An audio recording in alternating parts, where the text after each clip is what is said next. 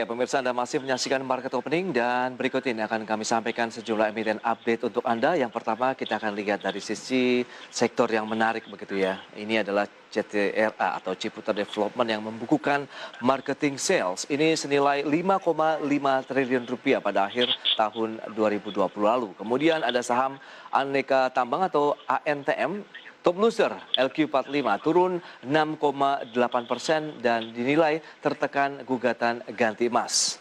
Dan selanjutnya ada Total Bangun Persada TOTL yang menargetkan kenaikan pendapatan sebesar 100% secara tahunan menjadi 2 triliun rupiah di tahun 2021. Ya, kita akan ulas salah satu emiten yang sudah kami sampaikan. Ini terkait dengan CTRA, di mana CTRA membukukan marketing sales 5,5 triliun di tahun 2020. Kinerja pada closing kemarin menguat 6,8%.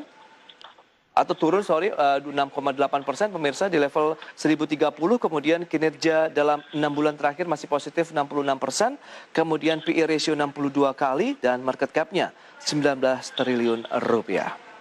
Baik, kita akan lanjutkan kembali perbincangan bersama dengan Stefanus Adrian Chandra Wijaya. Beliau adalah equity analis dari Philips Securitas. Ya, Mas Chandra, kita akan lanjutkan kembali. Begitu ada beberapa emiten CTRA ini membuka marketing sales di tengah pandemi COVID-19 yang menekan sektornya secara keseluruhan, begitu termasuk properti. Apa yang bisa dicermati dengan data yang sudah kita sampaikan tadi? Oke, kalau kita lihat memang mayoritas emiten yang telah rilis marketing sales itu telah melebihi target yang telah diterapkan nih. Misalnya CTRA dia kena 5 triliun, melampaui 4,5 triliun yang telah direvisi sebelumnya dari 6 triliun. Sumarekon juga dia kena 3,3 triliun, melampaui 2,5 triliun revisinya. Nah, yang menarik adalah kalau kita lihat di kuartal 3 2020 itu rebound dari marketing sales itu cukup tinggi, mengalahkan dari kuartal kedua di 2020. Bahkan dari Q-on-Q si CTRA itu sampai 100% kenaikannya. Jadi masih cukup baik, dan di kinerja kuartal 3 itu marketing salesnya melebihi kuartal 1 2020 bahkan. Oke, apakah momentum di tahun 2021 masih akan berlanjut begitu untuk sektor properti secara umum? Kemudian apakah juga bisa mengangkat kinerja CTRA juga? Baik, kalau saya lihat sektor properti masih akan berlanjut di tengah dari sisi recovery ekonomi dan juga suku bunga rendah ya. Harga komoditas juga kita lihat masih rebound, dan juga stimulus terakhir ada juga implementasi Omnibus Law nih yang membuat asing ada kepemilikan juga di properti Indonesia. Jadi masih sangat bagus ke depan. Tapi resikonya masih ada juga nih, karena manajemen sendiri masih mengkaji buat target marketing sales di 2021. Gitu. Oke. Jadi masih mencoba realistis ya menyikapi tahun 2021 di mana pandemi terus berlanjut, bahkan varian-varian baru bermunculan, dikhawatirkan apabila itu masuk ke Indonesia, sementara kita belum menyelesaikan vaksinasi pertama ya dari virus yang ada di Indonesia. Baik, rekomendasi yang bisa Anda berikan untuk CTRA bagaimana? Kalau kita lihat pre-opening ini sudah mulai naik sekitar 0,4%-an begitu. Apakah ini bisa menjadi pilihan investasi kah atau bagaimana? Kalau kita bicara kalau mau invest, ini kita bisa tunggu di level 1000 sampai 1015. Nah, itu tapi targetnya masih agak terbatas nih. 1150 kalau buat targetnya kalau saya lihat. Oh, ini hanya short term trading saja begitu? Betul. Agak terbatas. Baik, kalau bicara mengenai sektornya sendiri, adakah emiten lain yang Anda rekomendasikan selain CTRA? Paling tidak dari sisi skala prioritas yang Anda rekomendasikan itu adalah yang nomor 1 misalnya. Kalau buat yang dilihat itu yang menarik sebetulnya Ciputra, SMRA, BSD, Pakuan itu masih menarik sih keempat itu. Tinggal kita lihat entry-nya aja di level berapa. Kalau sekarang sudah range cukup tinggi, jadi kita nanti masih mending dulu buat wait and see dulu sih.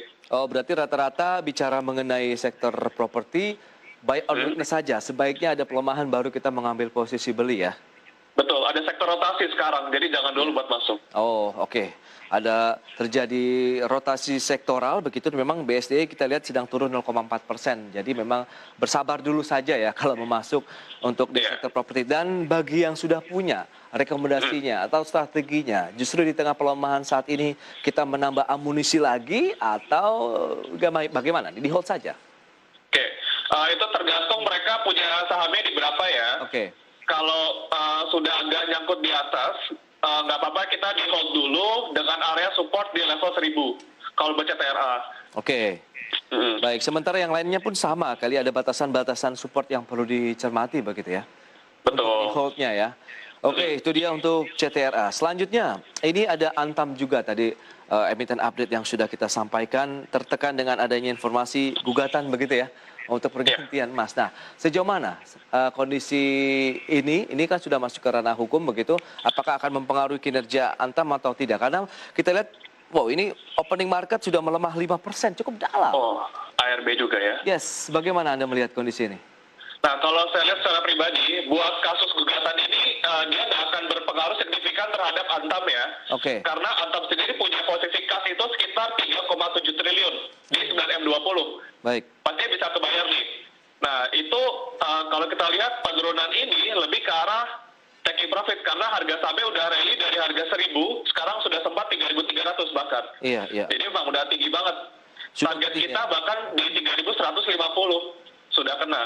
Oke, 3.150 sudah tercapai resistennya, kemudian pelemahan yang terjadi saat ini di 2.500-an bagaimana? Nah, kalau saya pribadi, kalau mau masuk Antam, kita jangan jangan membeli kayak pisau jatuh seperti ini sih, agak riskan. Oh. Kita tunggu sideways dulu aja, tunggu dinemuin supportnya, baru kita masuk.